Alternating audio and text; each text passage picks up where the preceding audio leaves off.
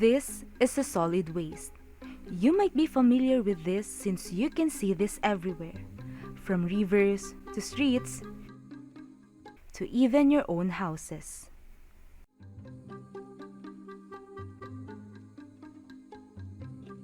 Public Act Number 9003, or the Ecological Solid Waste Management Act of 2000, defines solid waste as all discarded household, commercial waste, non-hazardous institutional and industrial waste, street sweepings, construction debris, agricultural waste, and other non-hazardous or non-toxic solid waste. By 2020, the Philippines generated an average of 7 million metric tons of garbage, which is expected to increase to around 4 million metric tons, or approximate total of 11 million metric tons by the end of 2022.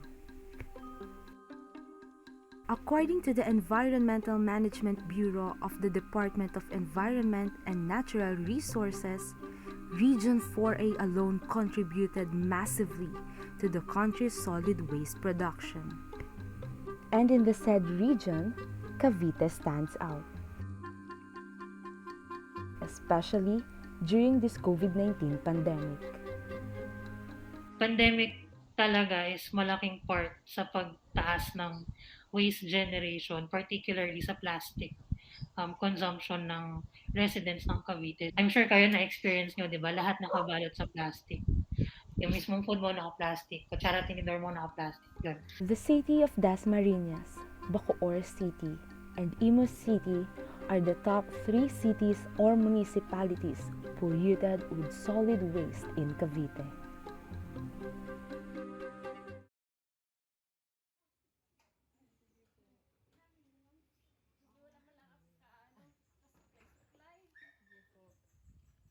In the last 2 years, Imus City produced an average of 254,000 tons of trash.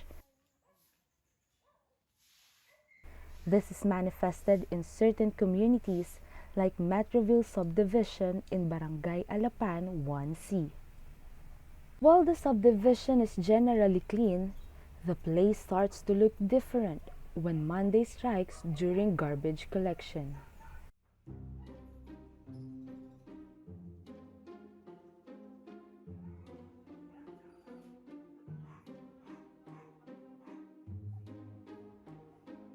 It is evident just how much waste was being produced in every household.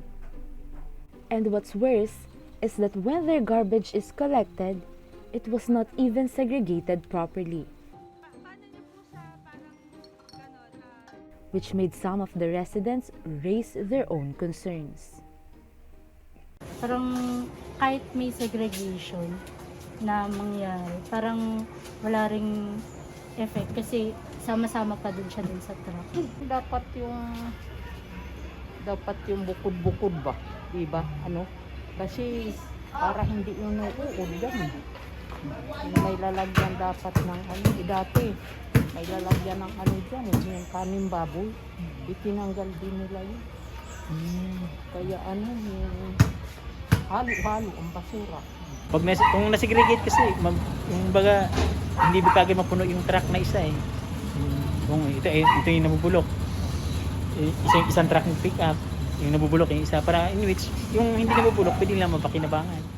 According to the president of the subdivision's Homeowners Association, despite their efforts during garbage collection every Monday, the waste management is still not fully observed and controlled due to uncooperative residents.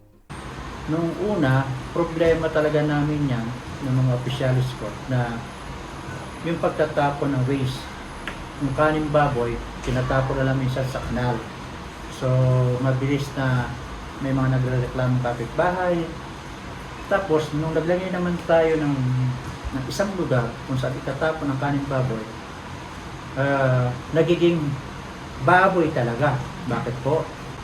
Minsan magtatapon sila roon, ay kasama yung mga diaper, mga pinagtapunan, mga, sorry for the word, yung mga napkin. So, ang pangit. So, hindi naayos yung Tapos pag magtatapon kasama pa yung plastic. So hindi maganda para sa isang na namahaw tayo. With communities being affected by this waste management issue on a global scale, the Church also calls to protect the earth with this ecological concern. According to the urgent call from the Catholic Bishops' Conference of the Philippines, Laudato Si emphasizes the underlying moral and ethical context of our ecological problems and the call for meaningful commitment, not just for the Church, but for all people, because what is at stake is our common home.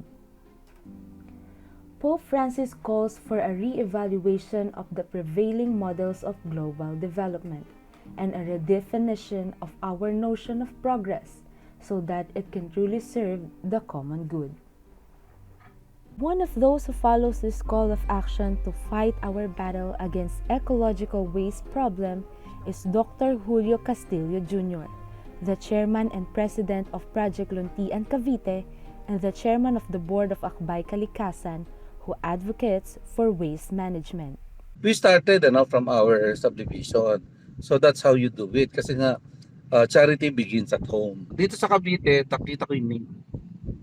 Dito talaga, we need a strong representation, a strong manifestation of promoting what we are promoting about. Patuloy natin itong gagawin. So sa tulong ninyo with all the collaborators, with all the environmentalists, NGOs, LGUs, sama-sama natin gagawin yan. Mahirap pero talagang kailangan tuloy-tuloy lang. Struggling. This is the verdict for Cavite's odds in winning the ongoing waste battle it faces. With the increasing projected waste generation in the province, averaging to 6.4 million tons by 2025, the future is still bleak for a clean and garbage-free environment.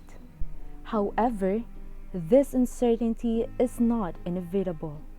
You still have the power to change the course of the fight. And you can start that by picking up the garbage beside you and throwing it in the right bin. With this small act, you can make a big difference. So, are you willing to fight with us?